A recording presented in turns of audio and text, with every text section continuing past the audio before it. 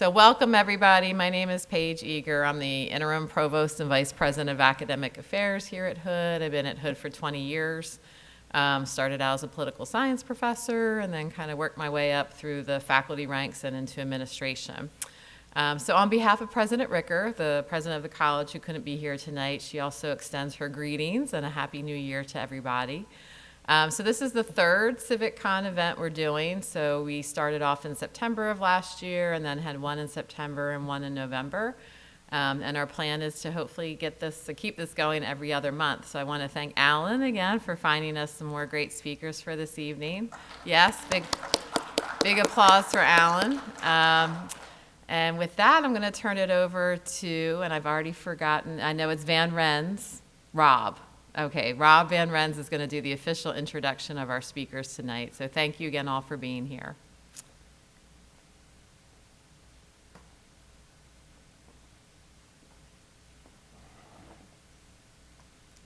All right, thank you. My name is Robert Van Rens. I am the Executive Director of the Golden Mile Alliance, which, for the purposes of this event tonight, means that I'm particularly interested in opportunities to look at methods of reinvestment and redevelopment in an area of town that is in considerable need of both of those things. So I'd like to take the opportunity to introduce our speakers this evening. First, I'd like to introduce, I have notes because otherwise I have no hope of remembering everything. So I'd first like to introduce Dr. Josie Fast. She's an adjunct professor at Rutgers University, the Bluestein School of Planning and Public Policy since January of 2024. She's also the executive director and CEO of the Progress and Poverty Institute since 2019. Prior to that, she was with the Center for Property Tax Reform and the Center for Advanced Studies. And her major focus is on economic and social equity through effective tax and land use policies and property tax reform. Our other speaker is Gregory Miller. He is the executive director of the Center for Land Economics since 2024. Prior to that, he was an analyst with the U.S. Department of Housing and Urban Development and an associate at the Office of the Vice President of the United States. He has a degree from the University of Notre Dame in mathematics and economics, and he was a 2021 Truman Scholar. He spent a great deal of time focusing on land value return and shifting taxes from development building back to land value. So tonight we're going to start with a discussion on land value taxes, specifically focusing on that concept of taxing the value of the land rather than the development that goes on the land and the structures. And if we could invite Dr. Fass up to begin, please.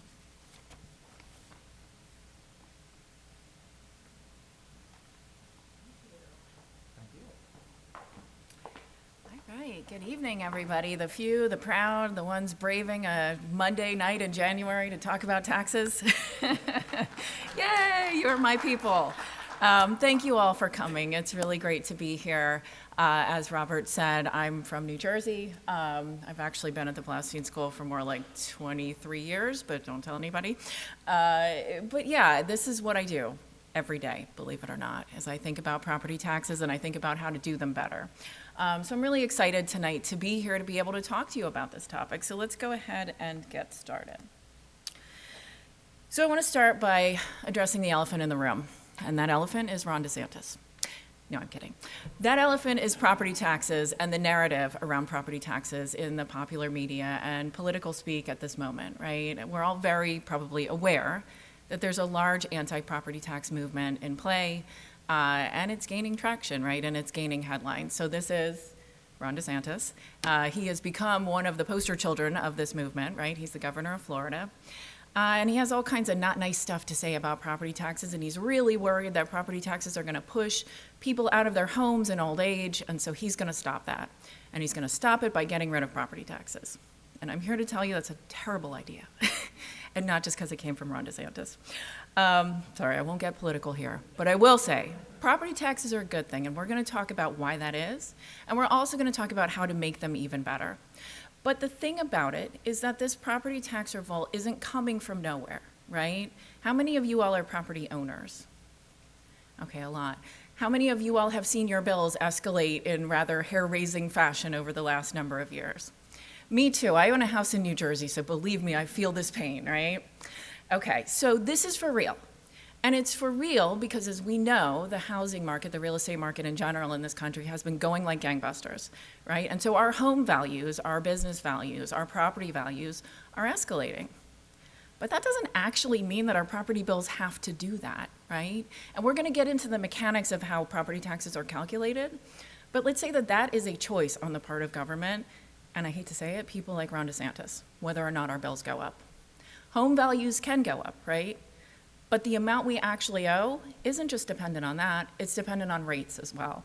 And those are set by choice. So let's unpack some of this. Property taxes are scary, right? That's what we're hearing. Or are they? So let's take a second and think about property taxes and why they might not actually be so bad. In fact, they might be one of the best forms of taxation that we have at our disposal. And if you ask any economist, they're very likely to tell you that this is the case. And it's for a number of reasons, some of which are on the screen right now.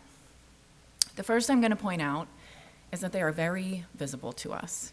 So when I said to you, how many of you have seen your tax bills go up and all those hands went up with absolute certainty?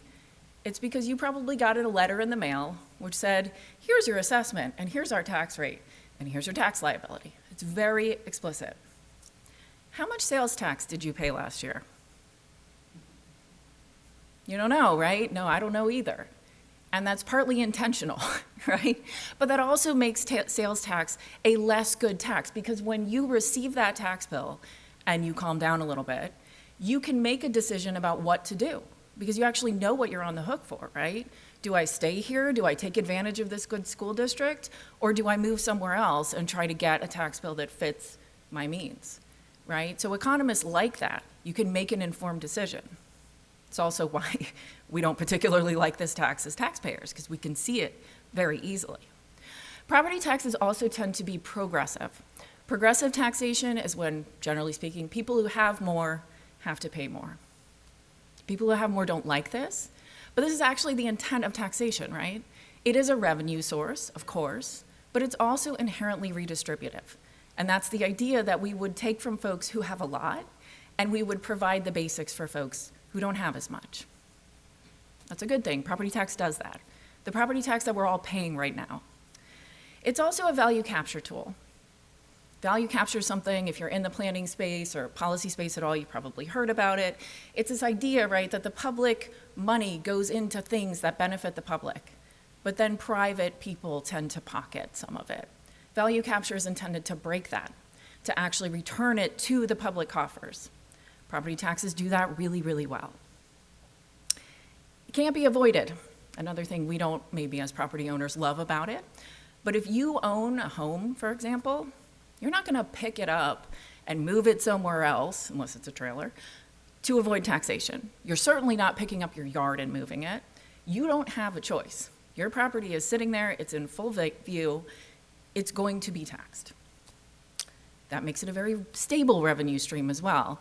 And this is incredibly important, right? When you're trying to pay for things like streets and public services and all of those things, you need stable revenue. Unsurprisingly, property taxes are an incredibly important part of most municipal budgets. On average in the US, they give about 70% of local public revenue. So when we hear Ron DeSantis or anybody saying we need to do away with property taxes, even if none of this landed with you until that 70%, I want you to ask, what are we going to backfill with? Because I promise you that any of the other things on the table, sales tax, income tax, fines, fees, they're more regressive and they generate far less revenue.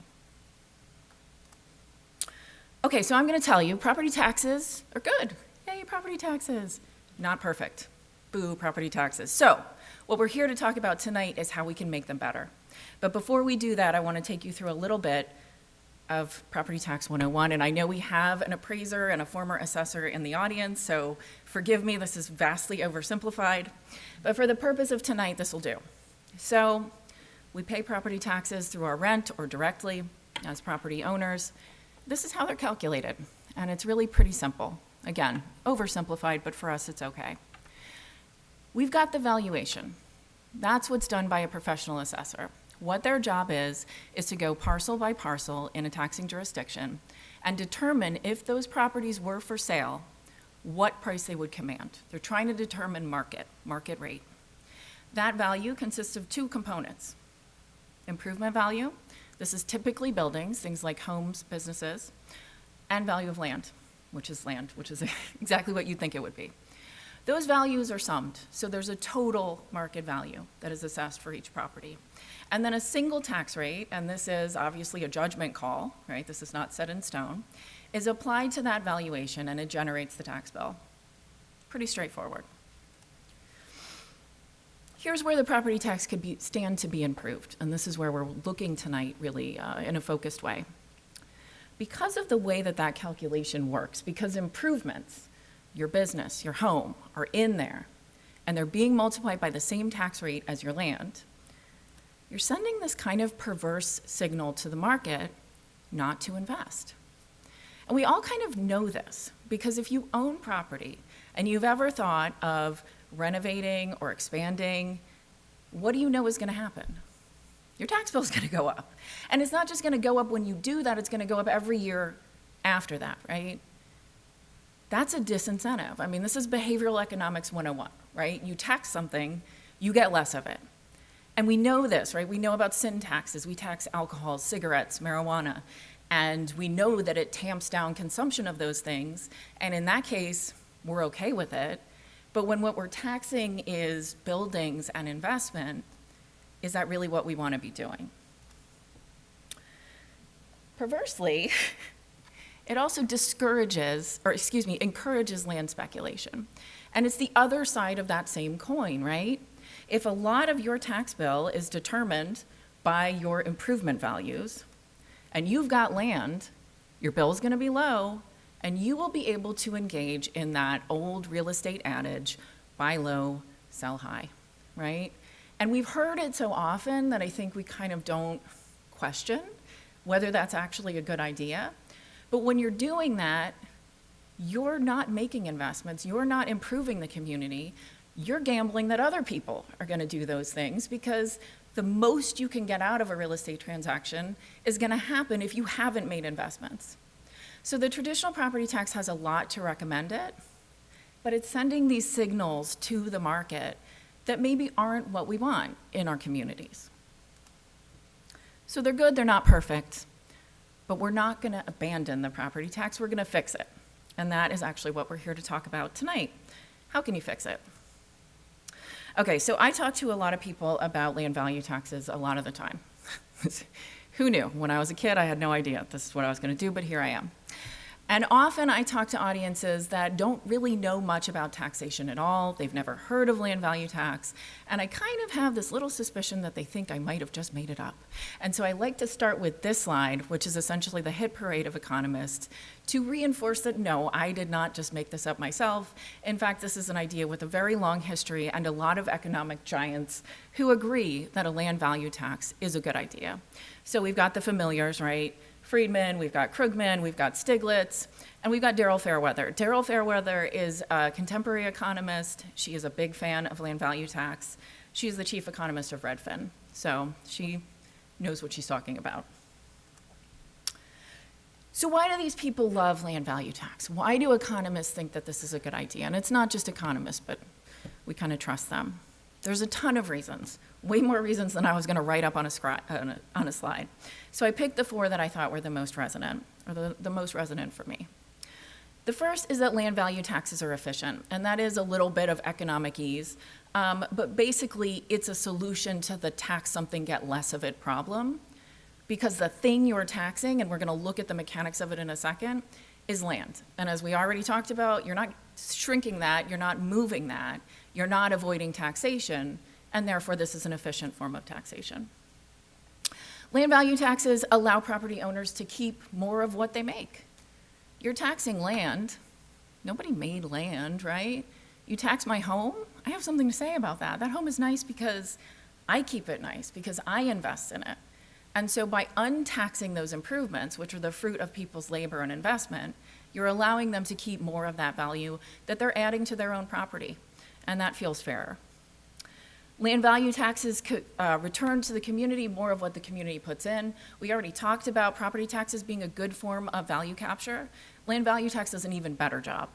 And the reason it does an even better job has to do with that other real estate adage, location, location, location. And we all know kind of what that means, right? The property that's in a safe place with good public services, schools that are great, jobs, entertainment, that's worth more because of what it gives you access to. But that's all community-generated benefits, right? So if you're taxing that value, that's better value capture than taxing people's improvements.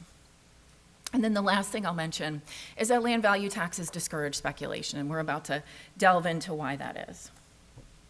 And this is why that is. So now it's all clear and I can leave. Okay, so this is the math.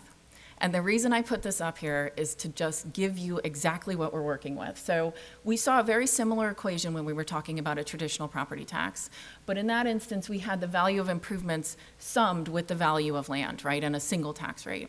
Here we have the same variables, or some of the same variables. We have the assessed value of improvements. It's the same assessment. This is not some special different assessment. This is the assessment you're being taxed on right now. And we have the assessed value of land, but instead of one rate, we have two. And the key here is that the higher of those two rates is applied to land values. So we'll get into the downstream effects in a second. But a couple things just to keep in mind. When you are implementing a tax shift of this type, we recommend that you do it in a revenue neutral fashion, meaning whatever your revenues were before a shift, you keep that the same, and that you keep your same exemptions and abatements. When we have these conversations in the beginning, a lot of people get really afraid of what are going to be the ramifications for the elderly, for farmers, for widows, for all of the people, frankly, who we already exempt from some level of taxation. Those things don't have to go anywhere. They can carry forward with the shift. And if you need new exemptions and abatements for any reason, do them.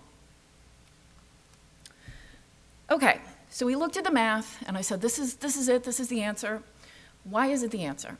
Well, by putting a lower tax rate on improvements, you're actually removing that disincentive, right?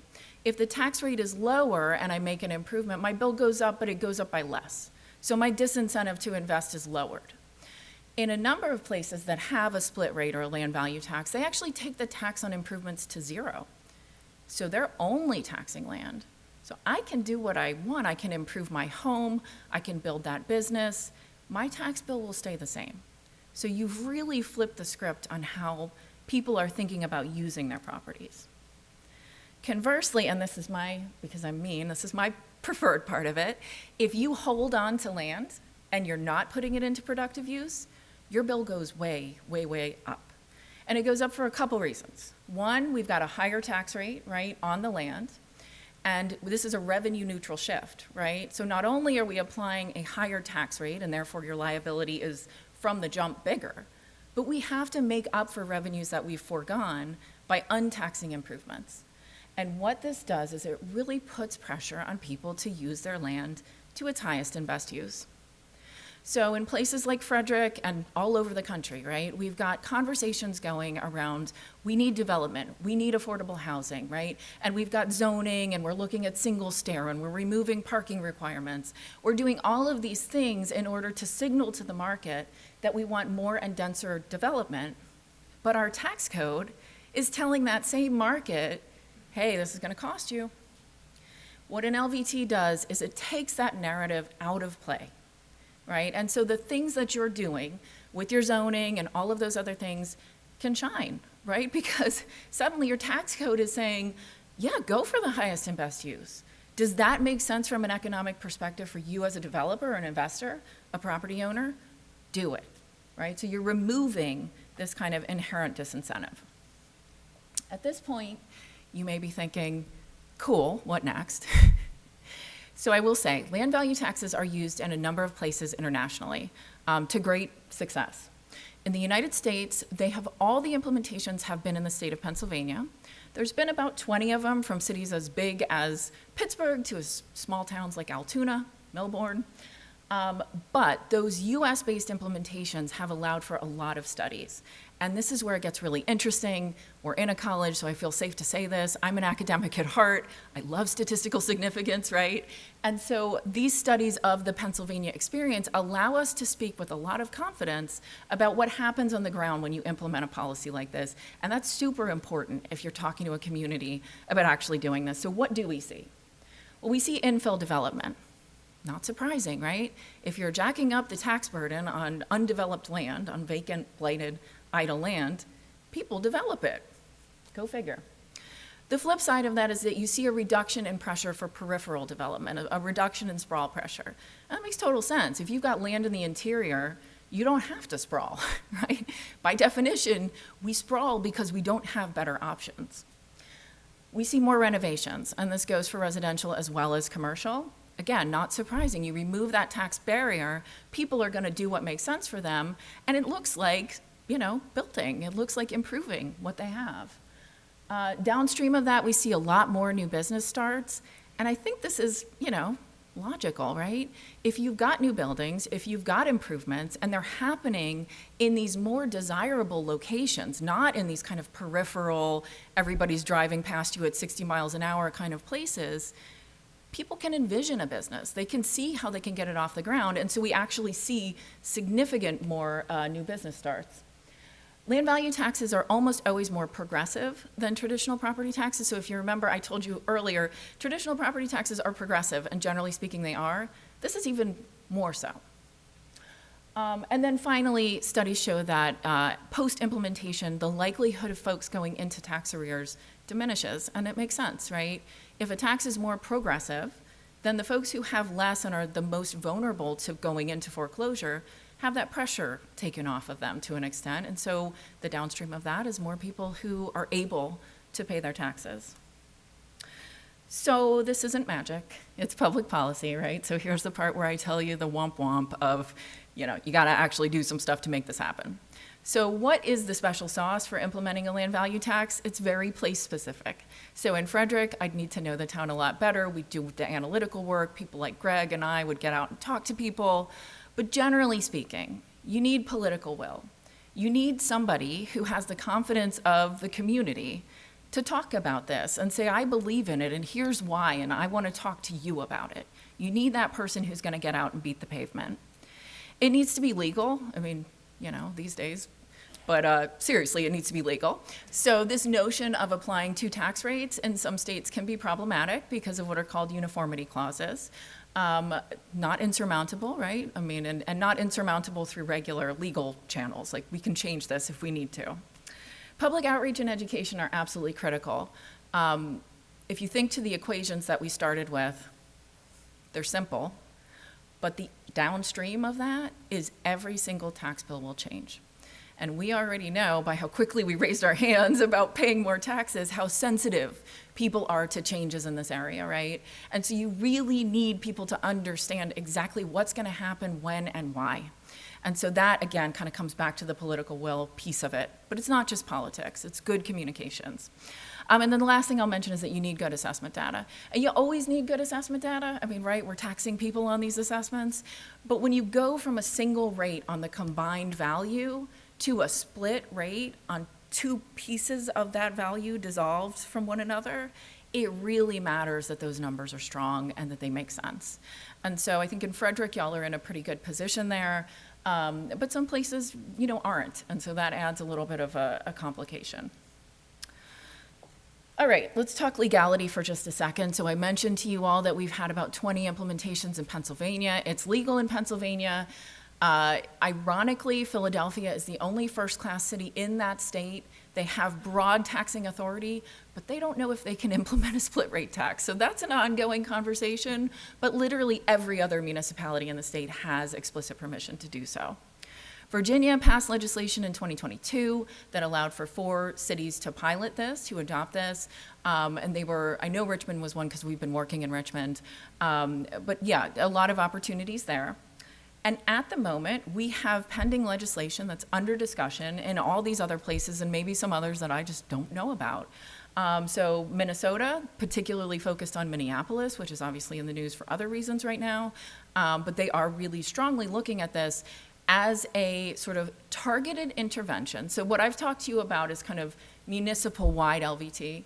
It can be used more strategically, more surgically in particular places. Minneapolis is interested in that, in particular in the sort of office corridors that hollowed out during COVID and post-George Floyd. They're looking at this as a way to incentivize reinvestment. Colorado is looking at a bill right now, is considering a bill which would allow pilot projects in different municipalities to move forward sort of at the local decision-making level. New York has legislation that is under consideration that would allow for 5 pilot implementations, and we're working, and Greg is as well, in places like Ithaca and Rochester, places like that, mostly upstate, where there's a lot of potential for this policy to do a lot of good. Washington State, Spokane, and I'm guessing Greg might say something about that because he's working on the ground there, and Seattle as well, strongly considering this. And right here in Maryland.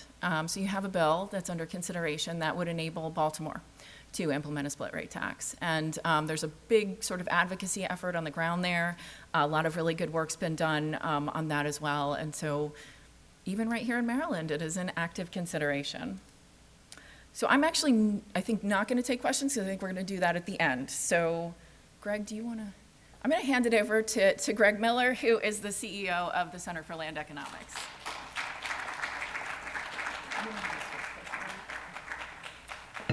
Thanks, Josie. Hello, everyone. We are going to take a second to wait for this to switch. I'm Greg. I'm the executive director of the Center for Land Economics. We focus on making more prosperous communities through centering the value of land in economic discussions.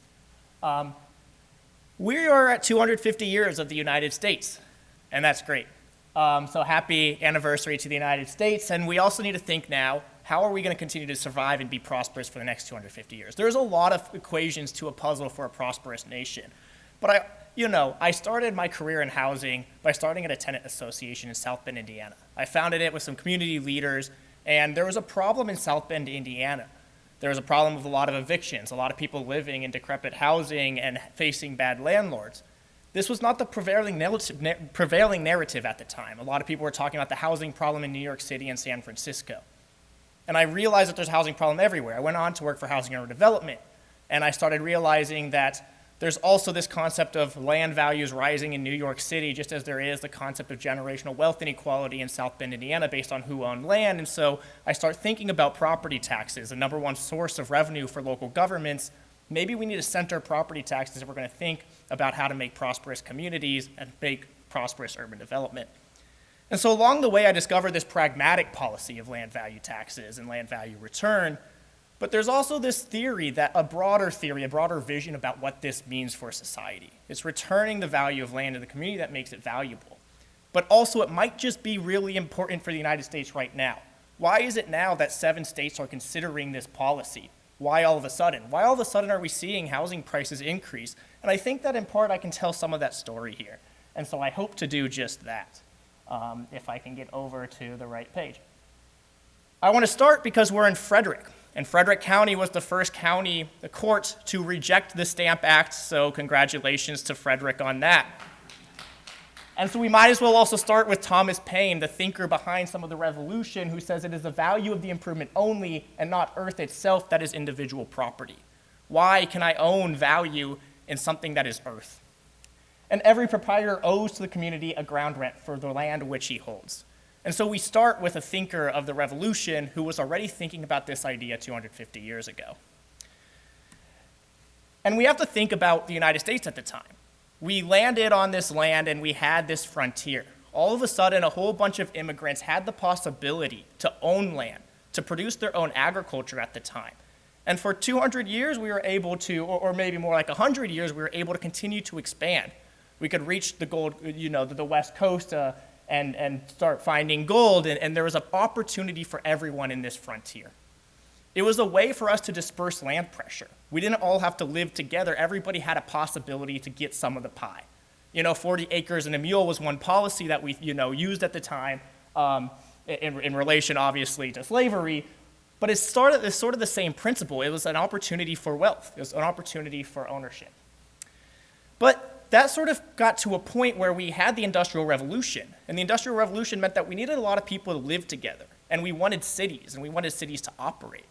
And so we all of a sudden had this problem of a whole bunch of people living together towards the end of the 19th century. And they're living in these clustered cities. And so all of a sudden we have this problem again of land value. And we have a whole bunch of people living and renting land and having to pay a lot of money. And so you start to see a lot of sickness being spread and a lot of wealth inequality around this time. But luckily we were saved. We were saved by the second frontier. As Henry Ford says, you can have any model as long as it's T, right? You can have any car as long as it's black. We created the car. And not only did we create the car, ExxonMobil comes out and celebrates because they helped lobby for the United States government to fund significantly these interstate roads. And that's great because when you have a whole bunch of people trying to live, you have the highest population densities around the time in Manhattan. Manhattan right now is less dense than it was 100 years ago. And so you have a whole bunch of people demanding access to this land, and now all of a sudden we can move that demand outwards. And so we no longer have this problem. And so for the past 7 decades of the United States, we've been expanding. We've been expanding our suburban areas, and we've been doing that through the automobile and through funding roads, which is great. Also, to this theme of the United States, we have to think about roads. Roads and postal services are unique to the United States Constitution because they're uniquely written into the United States Constitution, that the government must provide these things to the U.S. citizens. It's because the founders understood that connection is the way that we make an economy operate. And so I think that's pretty interesting, part of the U.S. Constitution. But now we're at this stage where all of a sudden we're seeing land pressures rise, particularly in urban areas. We've perhaps reached the edge at which point people want to live in the suburban areas, and so we're seeing a lot of demand now for land in our urban areas. We've invented the elevator. We've invented a lot of things that means that we can build up, right? We've invented basements. We can have parking lots below buildings, but we're not seeing a lot of that in a lot of our urban areas.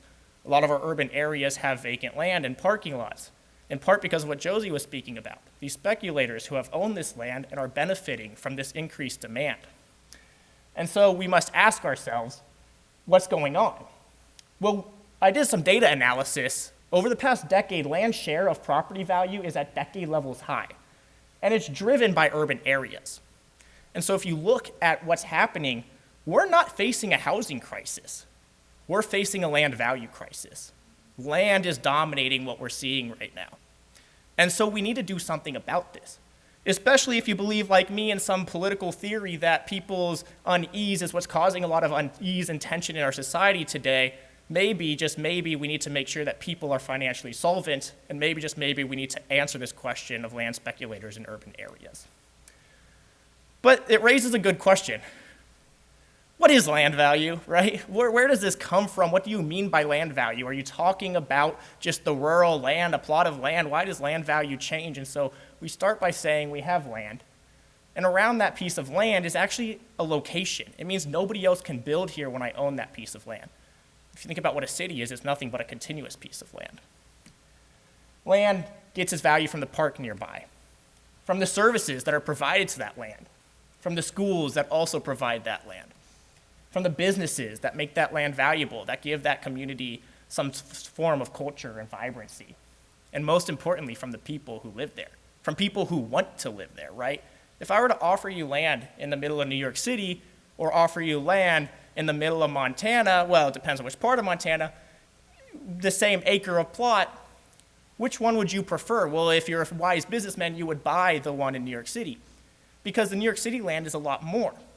But also what that means is land gets its value because there's some form of development and profit that can be done onto the land, right?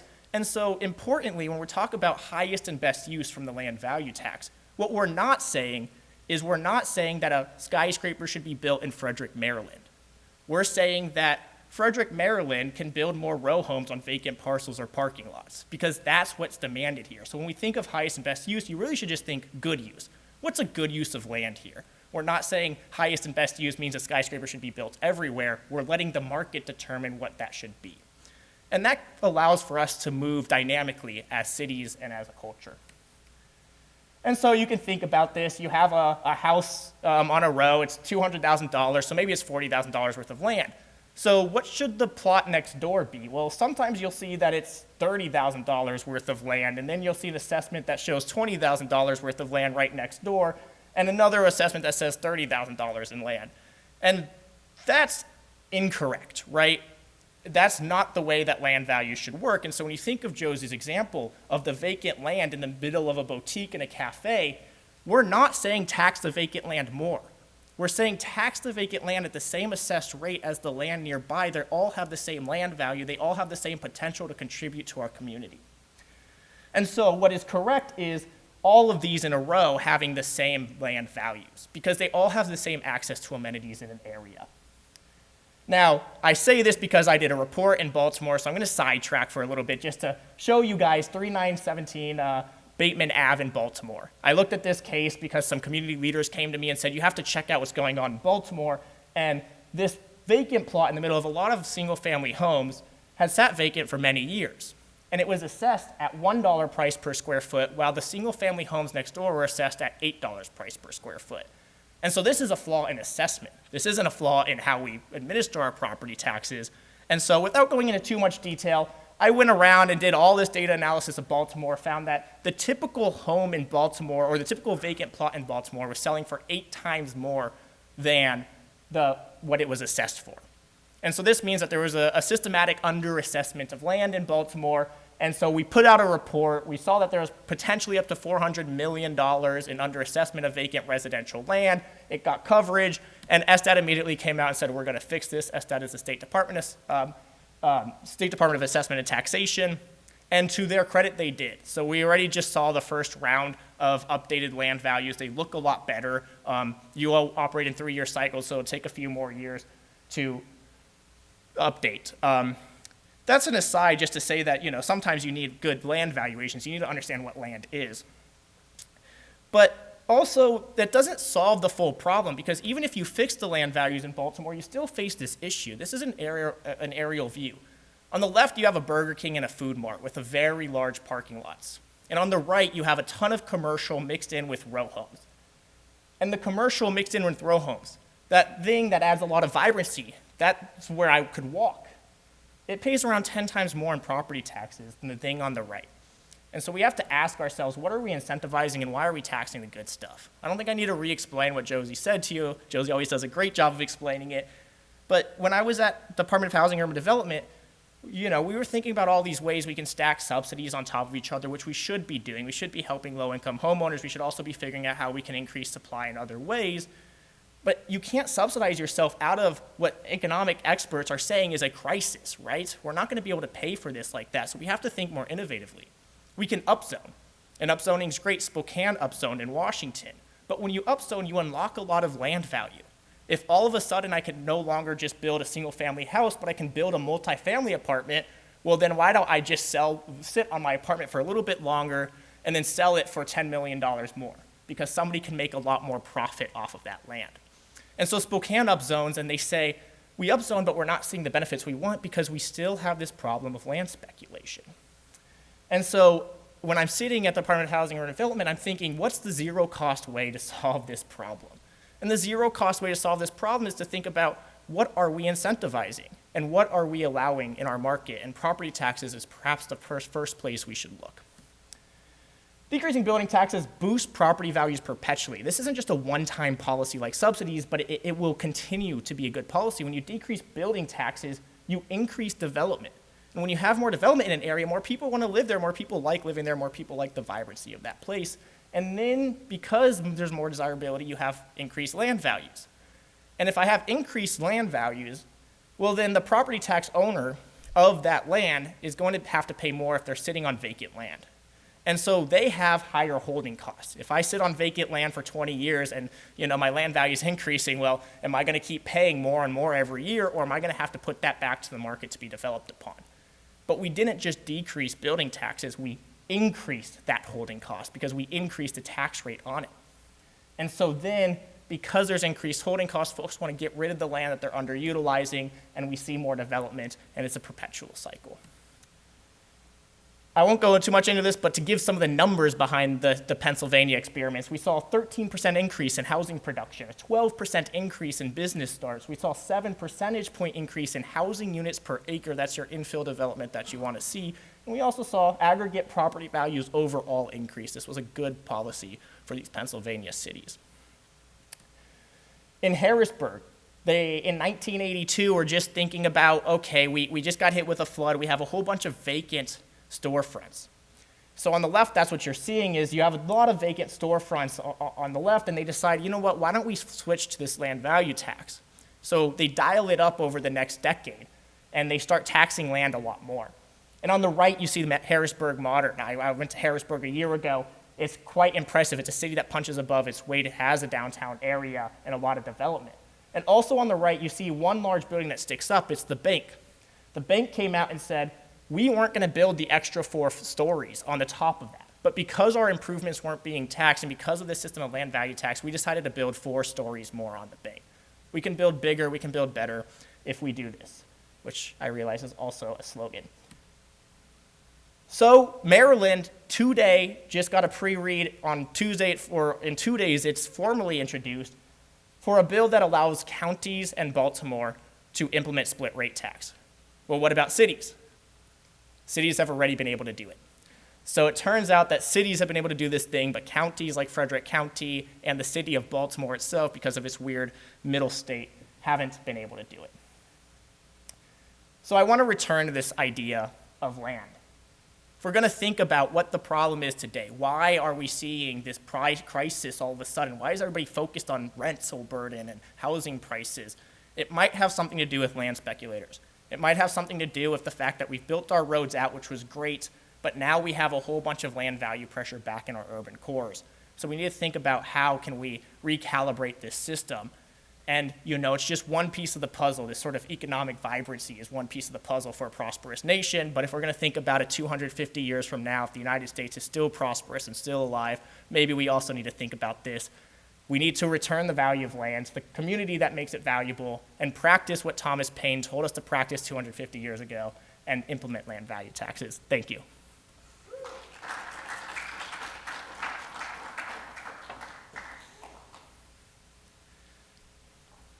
Well, I think that we are both just going to stand up here and take questions. Is that what we're doing? You all can just stare at my email, I guess.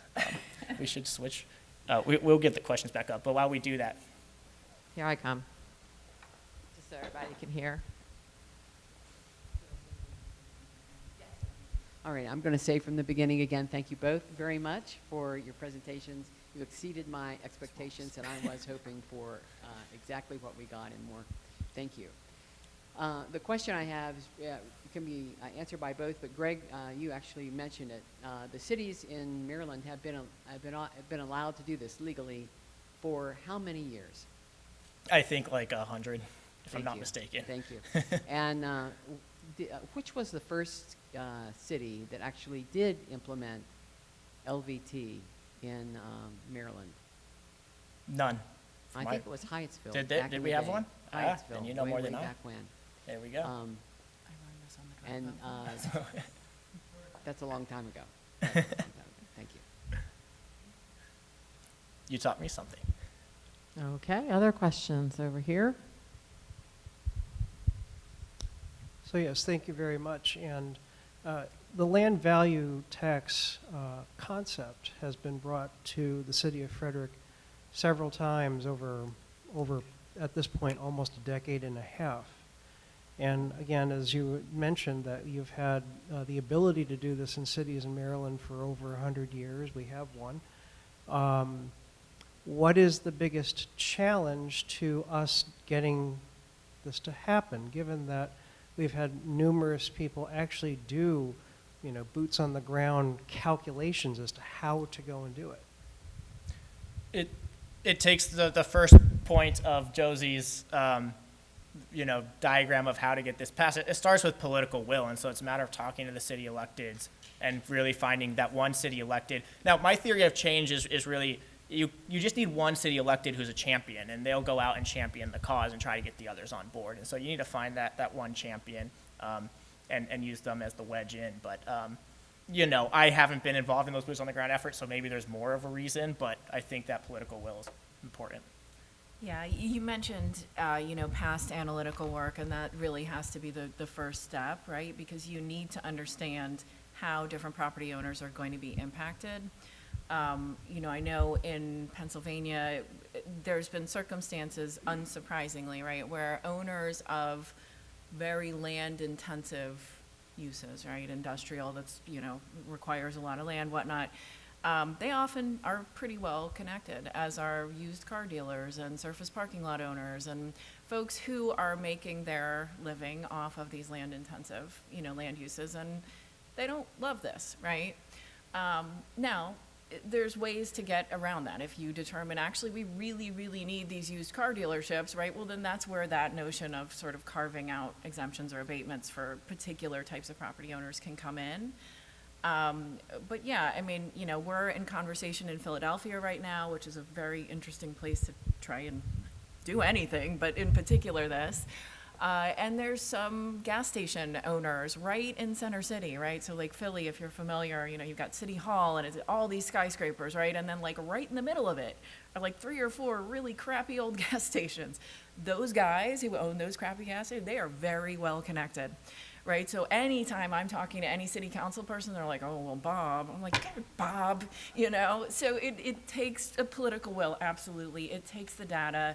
And it takes bringing the sort of mass of the population along with what you're doing. And that's only really going to work if you've got the communications and the numbers work, generally speaking. And that's why what Greg in particular does of crunching those numbers is so vital.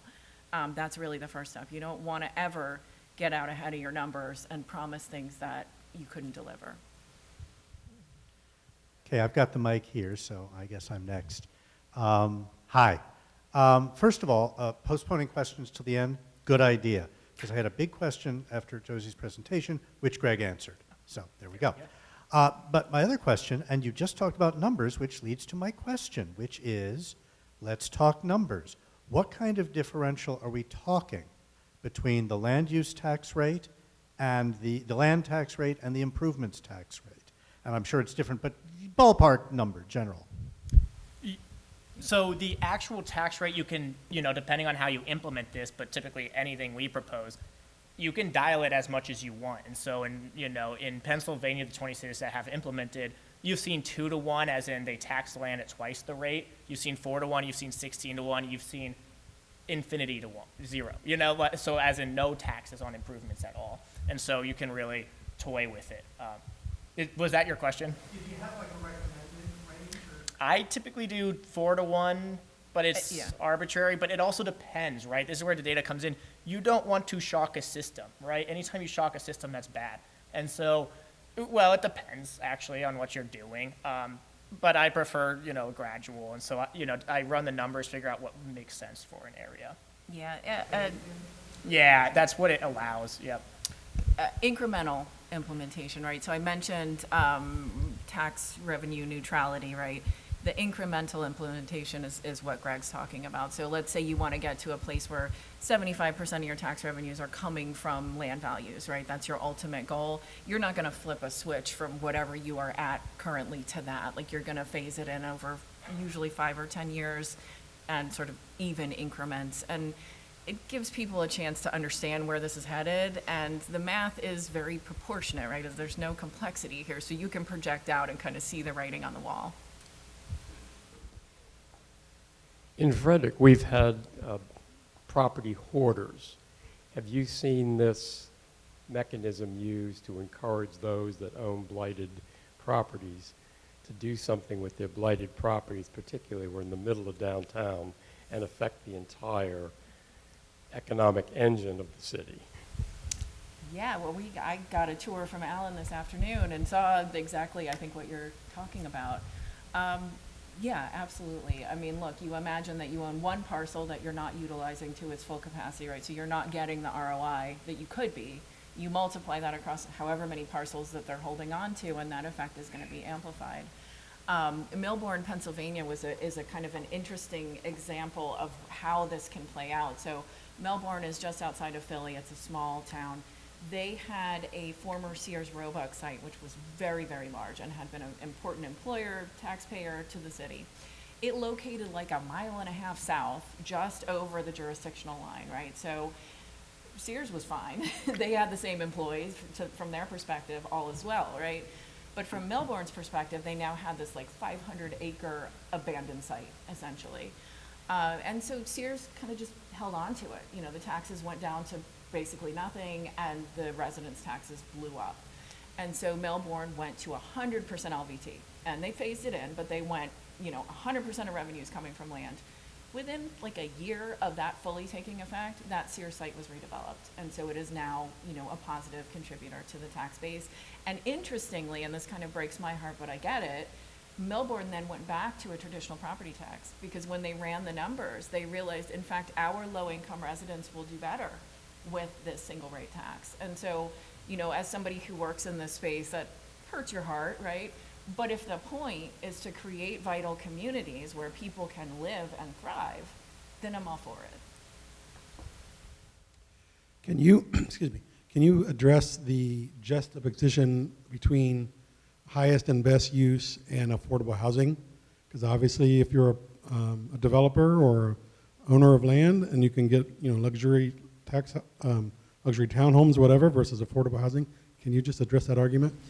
Yeah, and I'll do it in a few ways. The first is that I think that we need more housing supply, and we need more housing supply where the most demand is in our urban cores. And so I think that we do need a lot of large developments, and that opens up, if we build a luxury home and I live in the city and somebody else is like really wealthy and lives in the city and they move to that luxury home, well, all of a sudden we've opened up, an apartment complex or an apartment unit that has existed for 20 years that's in fine condition for somebody working class to live in. And so I think that that's a very important economic principle, but I also think that there's a degree to this which, I come from the affordable housing world at HUD. We talk about this a lot. First is we can't address this crisis by only building affordable housing, but when we build affordable housing, the biggest problem we have is making these projects pencil. And so that's why HUD is always asking itself, how can we stack the low-income housing tax credit with opportunity zones, with the community development block grant, with the home grant, and then also with local property tax deferral programs, and all of a sudden you have an equation that has 16 moving parts and a capital stack that makes no sense to anyone, except for the fact that it's everybody trying to do as much as they can to get an affordable housing built, right? And so if that's the case, and the question is how can we make these projects pencil, then we need to also think about the property tax incentive, and that when we build a building, it's not just being taxed 2% one year, it's being taxed 2% every year for 30 years thereafter. And so the tax on buildings is actually a net present value, if you sort of amortize everything out today, of around 30%. So if I'm building $1 million building, I'd probably build a $1.3 million building if I weren't being taxed on the building value. And so there's that degree to all of this as well. And then a third point is you talk to affordable home lenders, and they're trying to get, low middle income folks into home ownership. Not your fully low income, but low middle income. And they have a problem trying to find mortgages for these individuals. But if you think about decreasing the property tax burden on their single family home in Baltimore, because, when you implement this policy, you're gonna end up single family homes a good use of land in Baltimore, then no longer are you trying to fund and trying to pay for a large land value. And no longer is the homeowner going to have to pay property taxes on the building value every year thereafter. And so you can get somebody into, the difference between a $180,000 home versus a $200,000 home. It's not a large sum of money, but the neighborhood difference for those low middle income households is huge. It means the difference between a school for their children, between a low quality school and a higher quality school. And so I think that, on all three fronts, there's something to be said. But most importantly for me is increasing supply, which I think is what we need most right now. Sorry, that was a lot, but. Another question? So when you guys are talking about land speculation and this whole entire process, it reminds me of the 1930s with the redlining map, specifically in Baltimore, and how you were saying one specific piece of land wasn't being valued at the correct spot. So I did have a question. How do you ensure that these land tax or these land value taxes ensure that they're not displacing the minority communities in a possible process of gentrification when this is happening, and that these previously redlined communities are being helped? Yeah, so, talking to assessors, again, I know we have an assessor, in the audience tonight, or a retired assessor. Redlining carries through to today, right? And so in modern assessment practices, it's not as explicit, but, interviewing some assessors from big jurisdictions, they'll tell you, like, you can look at the land values and they're mirroring those redlining maps. So land value tax is going to tax the land value as it exists if it's correctly assessed, right? And so individuals living in areas that have been historically had depressed values, at least in the beginning, right, as the city is kind of up and coming and embracing this, their tax burden will be lower. Now, the question of gentrification is a tricky one, right? I think Alan and I were talking to somebody about this today. We use that word, I think all kind of at a gut level know what we mean by it. The wheels come off in an academic context where the definitions get very specific, right?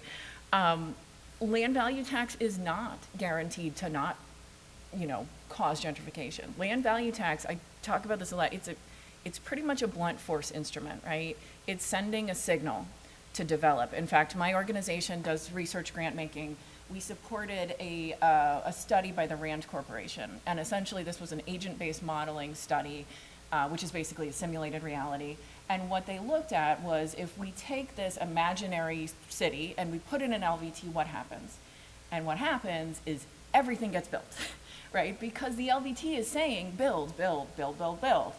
But what you need is what you already have, which are all of those other policies and stopgaps that are going to stop the build, build, build, and modulate it where you need it and where you want it. And so ensuring that your lower income, more vulnerable populations are able to stay in your town, that's where a lot of these other things come into play. And so an LVT will help with housing affordability by doing things like creating more housing, right, or incentivizing the creation of more housing, which does free up those older units. And there was just a study, I think it was in Colorado, that came out that had like massive statistical significance showing exactly this. You build more housing of any stripe, right, and the housing in general becomes more affordable. So, is gentrification a possibility? Yes. Should it be, dealt with? Should it be intentionally, put in place to prevent it? I would argue yes. LVT itself alone, though, is not the solution to that particular problem, and you probably have other things. Yeah. Well, the first thing is, this is why we model, right? Is a lot of places we've seen that it's progressive, in some places it's not, and so you have to figure out like what's going on, what are the underlying dynamics. And part of those underlying dynamics are two things. Where is the land value? Where is land value? The second is, who owns land, right? So the first question, where is land value? It really depends. In Baltimore, when you're talking about these red line districts, the land value is a lot lower in those because of the perpetuated sort of discrimination in the systematic sort of way we've set up our economy, which means that the land value is already low in our minority communities, usually. So those are probably the communities you care about a lot in Baltimore. So those communities are going to be paying disproportionately less than, the high, white, wealthy community, across the street. So that's an important question. But the second question is, who owns the land, right? And so, I come from D.C., and D.C. has a lot of minority communities, but they don't own a lot of the land often. Now, if they are let's say, medium income black homeowner in that area, and let's say we built a transit line in that area, well, their wealth just doubled. And so we've increased black wealth in that capacity. But we've also done it at the expense of the fact that most of our minority neighbors and most of our low-income residents in general don't own the land that they're sitting on. And so as we see land values rise, who's actually benefiting? Well, it's the white, homeowner across the block who sits in a, wealthy neighborhood and every month gets rent from this low-income community from 5 different properties they own, and it's, sort of flowing to them. And so, as they watch those land values rise, they're very happy. And so I think that's why, in part, this ensures that, perpetually we're returning this value, and we're ensuring that these people aren't making, profit off of low-income and minority neighborhoods. I just wanted to add with that Rand study, I forgot, I should have said this, but, the initial run was no fail-safes, right? Just LVT, what happens? as soon as they implemented some policies that would preserve green space, for example, it completely shifted the dynamic. So they saw development where they wanted it and not where they didn't. And so that's kind of, Greg's 100% right. I just wanted to circle back to that and just say, LVT is one tool in the toolbox. It is, I think, appealing for what it does in order to amplify the other things that you're trying to do, right? And so that's where your zoning and all those other tools come into play. And LVT just removes that kind of one bad thing about the property tax, it straightens that out, and then you're cooking with gas. So, I have a question about if there's anything that LVT can do regarding, we have a housing market here that essentially works exactly the opposite of the way that you described. When you said, if you build more housing units, it frees up older housing stock, which creates more affordable housing. That's emphatically not the case. Because what we've seen here is a housing market that in the last, say, 20 years, we've added something between 35 and 40% more housing units, and yet we have like the third fastest growing, expanding cost of housing in the nation. In that time, the average home has gone up by, value has gone up by 250%. So, that's not what's happening as we're building more housing stock. We're still seeing the price of older stock becoming out of reach of, lower income. Now, anybody below 60% of mean income can't afford to buy a home in Frederick City. So, what's the approach to addressing that? No, it's a point well taken when you have populations aren't fixed, right? And so when populations are fixed, that's when you allow this. And so there's two ways to deal with the fact that our economy is changing, that people are moving to remote work, more now than ever. We've returned to office a little bit. I suspect that has to play here. Is that right? Folks moving in. Yeah. Oh, yeah. Right. Yeah.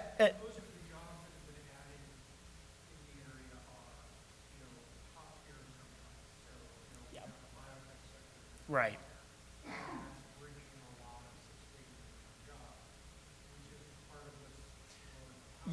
Yeah, and to be clear, because you're also talking about existing housing stock increasing in value, we're not talking about the housing market here. We're kind of talking about the land market in some capacity, right? Because all of a sudden we have a lot of people moving in, demanding the same access to the space, but you have more people moving in than you're building, right? And so there's two ways to generally think about this issue. One is, how can we prevent that land value from increasing? How can we ensure that that doesn't? And that's what a lot of communities do, and I think that that's what California has done for 50 years, which is why you can't build in San Francisco and Los Angeles, and we've created generational sort of wealth inequalities there. The second way to think about it is, okay, everybody in this room, how many of you saw your property taxes increase this year?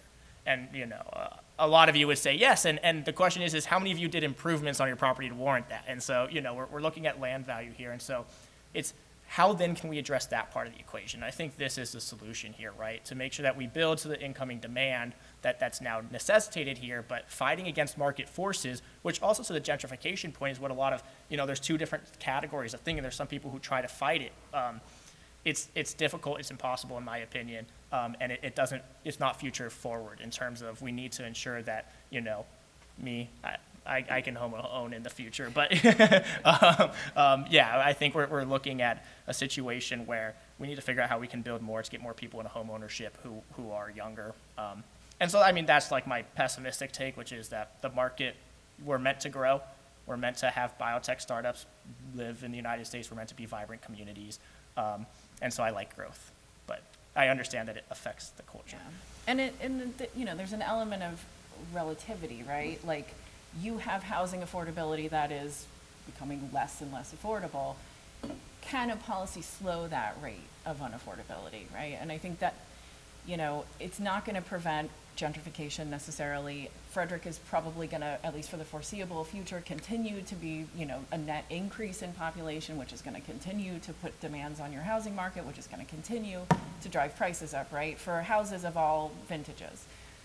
But relatively speaking, you know, can you tamp that down? Can you forestall that incredible escalation for some amount of time or to some degree? You know, other places are certainly not in that position. So Frederick is, you know, looking pretty good, right? Y'all have people moving here and the economy's booming and you've got these six-figure jobs that are cropping up. And so you have this almost problem of success in a way. You know, an LVT isn't a magic bullet. It will help with some of these things. It is going to take a lot of really thoughtful policy making and a good plan that you all actually follow, which I've been made to understand you have a good plan, but it's sort of optional at times. You know, it takes all the tools.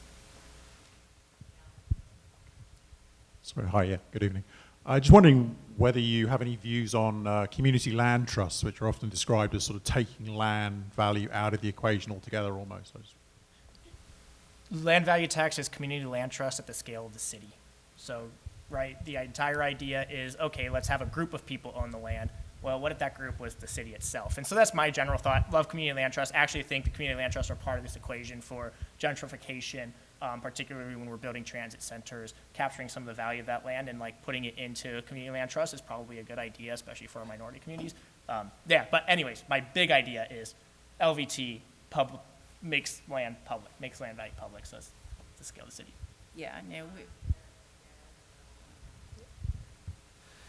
So, one thing that I was thinking of after I asked you, okay, we've had the ability to do land value tax for 100 years in the state of Maryland, and we've barely done it. The issue that I think gets brought up is the fact that, you know, the city is not an island unto itself. We are also inside Frederick County. Mm-hmm. So I'm curious about, you know, the other 20-some living laboratories, if you will, in Pennsylvania, yeah. Where if we were to do a land value tax in the city of Frederick, but then at least almost 37% of the taxes are actually the taxes to the county, how much of a dent are we going to go and make into this thing? Yeah, well, that's where you want to run the numbers. And your question about in Pennsylvania, what do they do? It varies widely. So when I gave the number 20, I hope I said municipalities and school districts, right? Because you've got layers of taxation that are stacked on one another and not necessarily evenly. And so what we're seeing in places that are taking this seriously, that are figuring out how to do it at the moment, is that they're really mostly looking at the sort of municipally controlled portion of that tax bill. So for example, in Colorado, the legislation that's under consideration, it's an opt-in at the municipal level. So special purpose districts that's not on the table. School districts, not on the table, right? So it mutes the effect, right? If 37% of your tax bill is not coming from the source that has now shifted onto land value tax, it will mute the effect of it. But that, you know, I hate to feel like I'm kind of just giving the same answer, but you run the numbers and you have to check it out. Yeah, and Washington State's legislation is completely different. It says, okay, we'll apply this to every taxing jurisdiction, actually except for the state's tax itself, but contain the shift itself, right? So Spokane can implement, and the county tax, let's say it collects $10 million in county taxes, it still has to collect $10 million. It can't collect anything different. And so different ways of thinking about this. We definitely don't want the farmers in the rural county to end up paying more because a city implemented this policy. The city's policy shouldn't impact the rest of the county. So we take that into account, and typically that's done. Yeah. Now that happens elsewhere in the tax code all the time, right? These special purpose districts, they get passed for mosquito control or whatever. We actually just funded a study that showed that a significant portion of many people's tax bills are for things that they never actually benefit from. They're from the like affluent white people stamping their feet, you know, a town over, and they happen to engulf, you know, their property in that as well. So I'm not saying it isn't a big deal, but we're all pretty much doing it already.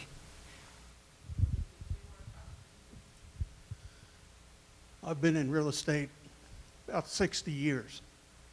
When I first got in, land value to improvement value was somewhere in the neighborhood of 20 to 25%. today, I'm finding it can be 50 to 75%. Having worked both sides of the street in the government as an assessor and still working as an appraiser, what I find is that, number one, the assessment information is dreadfully miserable. It's getting better rapidly. I'll say that much So, to assessors. in fact, you were talking about Philadelphia, and the reason that they are semi-improved was a federal court ordered them to get private companies to come in and re-evaluate their tax base. Getting the land value is very difficult, especially in highly developed areas. I know, there's 3 or 4 different ways to go about getting that. I have been in court arguing both sides of it. And I can tell you it's very contentious. Yep. I find that looking at doing it land value based and not looking at the improvements as much, it's an interesting concept. But the way land is, God's not making any more land. Very true. And what it is what it is, and trying to find the value of it is quite different. Yeah. And the way we're looking at it today, I have properties where the improvements are almost negligible to what the land value is. And yet their very highest and best use is still there. Yeah. So I really don't have a question. Well, But it's I think that it's an interesting concept. Yeah. I find it fascinating. I haven't really, I teach appraising, so I'm going to look at this. But one of your keystones on your slide was good Yes. assessment data. Well, until somebody is willing to pay for the assessors to be properly trained, and I can tell you that, they're not properly trained. I know it for a fact, been there and done that. Yeah. And until we learn how to really determine land value, all I can see is this thing just being a quagmire in the courts. Because Yeah, I have dealt with a lot of attorneys. I will say a couple of things. My colleague started a property tax company that's selling to 40-plus counties where he was doing the land and improvement values, and he came to join me full-time. And so one of the things we do is work with assessors because you're right that this is an issue. It depends on the county. We've seen some very good land values. We've seen, as Baltimore showed, not so good. There's 2 points I want to make. One is open source data and software has gotten so much better in the past decade, as in we have a lot of GIS ability now that a lot of county assessors are actively adopting, and you can tell because their open data portals on their websites are starting to get better and better over time. And so I'm optimistic about that front. And then the second front is when we talk about land value, if you start to think about land value as being something that is defined as in this plot of land isn't taxed more than the plot of land right next door to it, that there's a consistency. When you walk down the road, there's a consistency to it. Then I think that once, and not every assessor has that, assessments of old were just 20% of the full market value of the current parcel. So you'd walk down the road and you'd see, oh, that land's $20,000, that land's $80,000 right next door to each other, right? And so I think that consistency check is something that we're starting to see being done a lot more, and it's helping to show what land value is. It's really, if you take 20, let's just say, I'm going to get really nitty gritty here. Let's just take one parcel and find the full market value of 10 parcels nearby. What if we just summed those up and averaged them and took like 20% of that? Well, more or less, land is valuable because of the value of the full market value of everything around it. And so it might be a consistent and legitimate way to determine what land value is. So I don't know. There's a lot you can think about. That's simplistic. I know that's very simplistic. So we will. Yeah.